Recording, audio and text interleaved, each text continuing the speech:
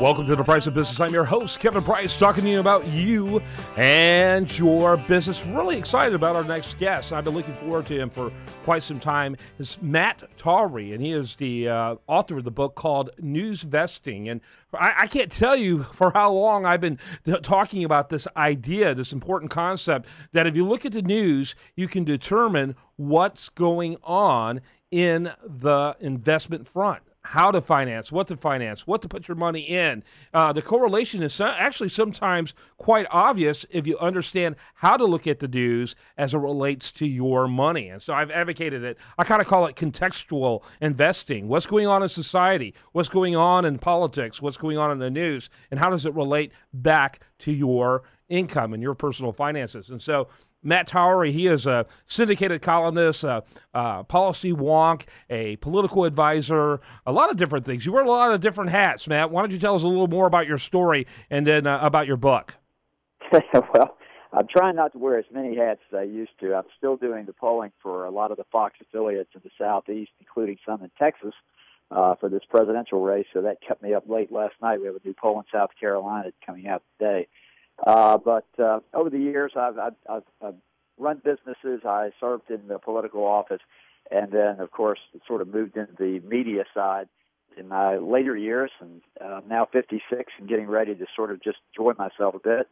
But over that time period, I've had to invest, and I did realize that the polls told me a lot, news told me a lot, and I thought it was time to sort of put that in a book and sort of chronicle my own use of it. Yeah, very good. When did the book come out? It's really quite new. It came out actually in October, and it zoomed up to the top of Amazon and the business side. And then the next week, my father unfortunately passed away. So we basically quit promoting it for about a month. As you know, when you lose a family member, I was an only child, so you spend all your time taking care of that.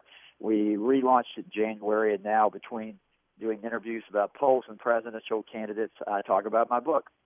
Yeah, absolutely. Talk a little bit about how the current election cycle might be affecting the way we invest. Well, it's interesting because I think, if anybody could understand this, it would be you and the folks in Texas. This oil crisis that we have began, and I talked about this in the book.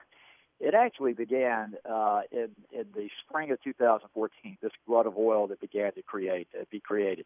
And I was following it then, and interestingly, this is a good idea of how you get ahead of the news. If people were really using the system that I use, they would have followed that oil glut all the way through. They would have realized that this thing was headed our way, and the effect that it would have not just on Texas, Louisiana, other the states of the country, but also in terms of the stock values and in terms of what investments to make and how to get prepared.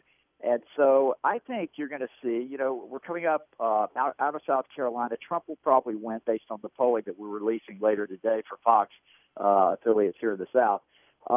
You're going to get into these southern states, and the next big debate after South Carolina is in Texas.